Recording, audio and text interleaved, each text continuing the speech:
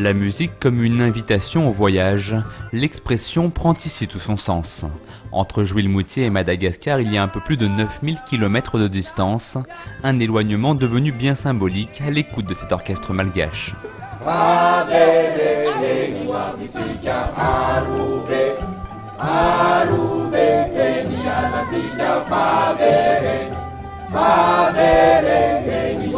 Sur le devant de la scène, ils sont une dizaine de musiciens venus de la Grande Île, mais aujourd'hui la nouveauté se trouverait plutôt dans leur dos, avec la présence d'un orchestre symphonique.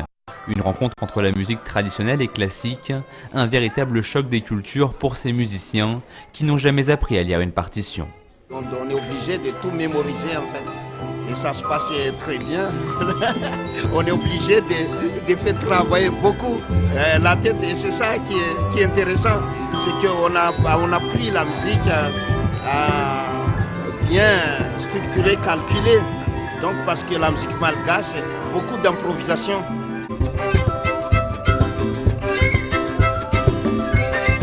L'improvisation, si chère à Justin Valli et ses amis, n'a pas totalement disparu pour cette nouvelle création, même si aujourd'hui ils doivent s'accorder avec une cinquantaine de musiciens classiques.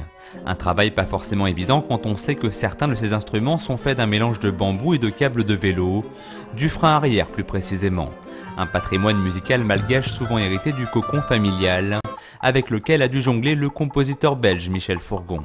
Là j'ai dû essayer justement de trouver des solutions pour mêler les consonances qui sont parfois chatoyantes même dans l'œuvre, avec des passages qui sont eux peut-être parfois plus noirs, plus dissonants entre guillemets, mais voilà, j'ai essayé d'agencer le tout en un savant mélange qui j'espère est plus ou moins réussi.